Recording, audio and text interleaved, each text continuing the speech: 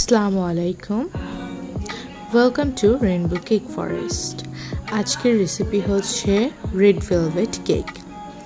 এটা আমার চ্যানেলের মোস্ট রিকোয়েস্টেড একটা রেসিপি। অনেকেই অনেক বেশি রিকোয়েস্ট করছেন এই রেসিপিটার জন্য। এটা আমার পেজে অনেক বেশি ফেমাস এবং অনেক বেশি রিকোয়েস্টেড রেসিপি ছিল, তাই আজকে রেসিপিটা নিয়ে চলে আসলাম। তো চলুন রেসিপিটা শুরু করি। প্রথমে আমি হাফ কাপ এবং 1/4 কাপ ময়দা ছাঁকনিতে নিয়ে নিচ্ছি। তারপর নিয়ে নিব 2 tablespoon cornflour, 1 tablespoon baking powder, 1 tablespoon cocoa powder, 1 tablespoon milk powder. এবার এটাকে সুন্দরভাবে ছেঁকে নিব, 2-3 বার ছেঁকে নিব যাতে কোনো দলাভাব না থাকে। এবার আমি বাটার মিল্কটা ক্রিয়েট করে নিব। তার জন্য আমি এখানে পুরোপুরি জাল করা 1 কাপ দুধ নিয়ে নিয়েছি। এবার আমি এখানে হাফ টেবিল স্পুনেরও কম একটু ভিনেগার নিয়ে নিলাম, নিয়ে এবার একটু নাড়িয়ে অল্প একটু রেড কালার ইউজ করতেছি। তোমার বাটার মিল্ক রেডি। এবার আমি ডিমের ম্যারিনেটটা করে নিব। তো এখানে আমি 4টা ডিম নিয়েছি, যেহেতু আমার 2 পাউন্ডের একটা কেক অর্ডার ছিল।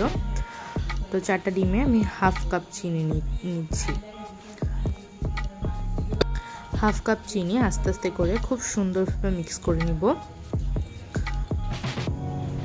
1 টেবিল স্পুন ভ্যানিলা এসেন্স। খুব সুন্দরভাবে চিনিটা মিক্স করে নিব যাতে চিনির দানাদার ভাবটা না থাকে। তো এটা 2-3 মিনিট মিক্স করে নিলেই হবে। এবার ডিমের কুসুমগুলো দিয়ে দিলাম। কুসুমগুলো দিয়ে এবার খুব সুন্দরভাবে আবারও মিক্স করে নিচ্ছি। যারা রেড ভেলভেট কেক সম্পর্কে জানেন তারা জানেন এটা যে খুবই ডেলিকেট একটা কেক রেসিপি। তো এখানে আমি হাফ কাপ মেল্টেড বাটার নিয়ে নিয়েছি। এবার এটা কিছুক্ষণ বিট করে বাটার মিল্কটা অ্যাড করে দিব। এখানে বাটার মিল্কটার পরিমাণও প্রায় 1 কাপের মতোই হবে, যেহেতু দুধটা আমি 1 কাপের মতোই নিয়েছিলাম। এবার আমি এর সাথে শুকনো উপকরণগুলো মিক্স করে নেব। খুব সুন্দরভাবে ধীরে মিক্স করতে হবে, যেহেতু এটা খুব সময় সাপেক্ষ ব্যাপার ছিল, তাই আমি এটা একটু ফাস্ট করে দিয়েছি। আপনারা এটা খুব আস্তে সময় নিয়ে মিক্স করে নেবেন যাতে কোনো দলাভাব না থাকে এবং কোনো লাম্পস ক্রিয়েট না হয়। আমি আস্তে করে মিক্স করে নিয়েছি। এবার আমি ডিমের ফোমটা আস্তে আস্তে করে মিক্স করে নিব যাতে ডিমের ফোমটা নষ্ট না হয়। এবং আমার কেকের মধ্যে রেড ভেলভেট কেকটা অনেক বেশি পছন্দের, কারণ এটা চকলেট কেকের পর রেড ভেলভেট কেকটা অনেক বেশি মজাদার হয়ে থাকে। এবার আমি এখানে 1 টেবিল স্পুন ভিনেগার এর সাথে 1 চিমটি বেকিং সোডা মিক্স করে সেটা আমি কেকের ব্যাটারের সঙ্গে মিক্স করে দেবো। এটা কেকের হাইট ইনক্রিজ করতে অনেক বেশি হেল্প করবে। ওখানে আমি 1 পাউন্ডের একটা মোল্ড নিয়েছি, আর এখানে হাফ পাউন্ডের একটা মোল্ড। যেহেতু ডিজাইনটা একটু হাইটের মধ্যে ছিল, এই জন্য আমি এখানে 2 পাউন্ডের ব্যাটার হলো। আমি মোল্ডটা একটু হাইট করবো, এই জন্য আমি মোল্ডটা একটু ছোটো নিয়েছি। দেখুন 180 ডিগ্রি সেলসিয়াসে 25 মিনিটের জন্য আমি বেক করে নিয়েছি। এবার আমি ক্রিম তৈরি করব। তো ক্রিম তৈরি করার জন্য আমি এখানে হাফ কাপ ক্রিম চিজ নিয়ে নিয়েছি। আপনারা ক্রিম চিজের রেসিপি চাইলে নিজে কমেন্ট করতে পারেন। আর এখানে 1/3 কাপ বাটার। এবার এটা সুন্দর করে বিট করে নিব এবং হচ্ছে কিছুটা হুইপ ক্রিম একটু স্মুথনেস আনার জন্য।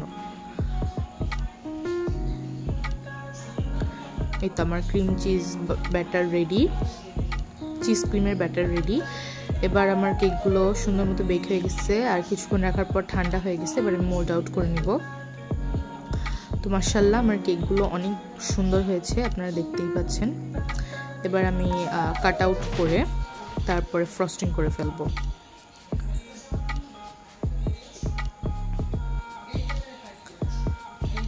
মাশাআল্লাহ কেকের কালারটা দেখেন, একেবারে লাল টুকটুকে।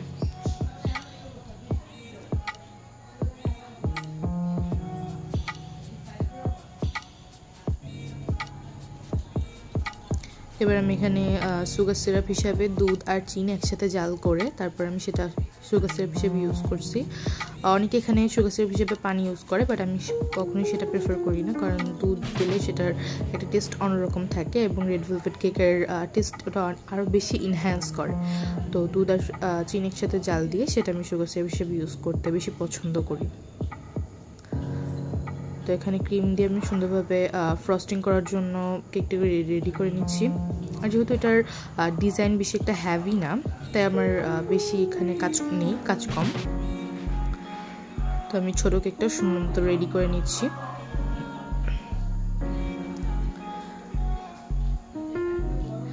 আপনারাও আমার রেসিপিগুলো বাসায় ট্রাই করবেন, ট্রাই করার রেজাল্টগুলো আমাকে কমেন্ট বক্সে জানাবেন, যাতে আমি আরও রেসিপি আপনাদের জন্য আনতে পারি।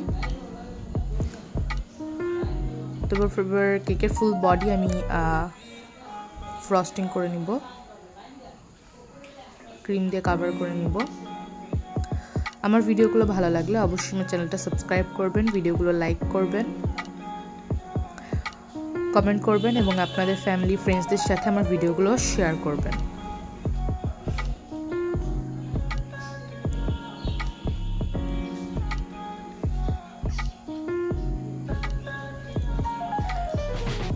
এই কেকটা যে নিয়েছিল সে আমার খুব কাছের একজন কাস্টমার ছিল, তার মেয়ের বার্থডেতে এই কেকটা নিয়েছিল। আর কেক ডেলিভারির পর একটা খুব বেশি টেনশন থাকে যে আসলে কাস্টমারের কাছে কেকটা কেমন লাগবে, বাট মাশাআল্লাহ কাস্টমারের কাছে কেকটা অনেক ভালো লাগছে এবং যেহেতু তার বার্থডে পার্টি ছিল, তার মেয়ের বার্থডে পার্টি ছিল, তো যারা কেকটা খেয়েছে তাদের কাছেও কেকটা অনেক বেশি ভালো লাগছে। তো এখানে আমি একটা ক্লিপ কালেক্ট করতে পারিনি, আমি কিছুটা কেকের ক্রামস করে রাখছিলাম যাতে মাঝখানে আমি কেকের ক্রামসগুলো দিতে পারি, তো এই ক্লিপটা আমি কালেক্ট করতে পারিনি। তো এই তো আমার ডেকোরেশনের কাজ শেষ। এবার ফুলগুলো দিয়ে মাঝখানে ক্রামসটা দিয়ে দিলেই আমার কেকের ফ্রস্টিং শেষ।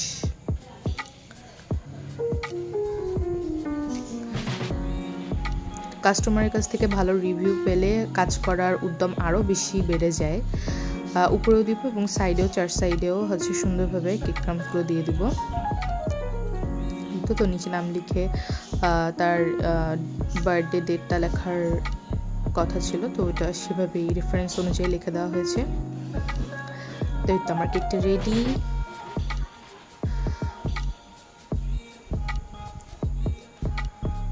তো এরপরে আপনারা কি রেসিপি চান অবশ্যই কমেন্ট বক্সে জানাবেন। তো দেখা হবে অন্য কোনো ভিডিওতে। লাইক দিয়ে পাশে থাকবেন। আল্লাহ হাফেজ, আসসালামু আলাইকুম।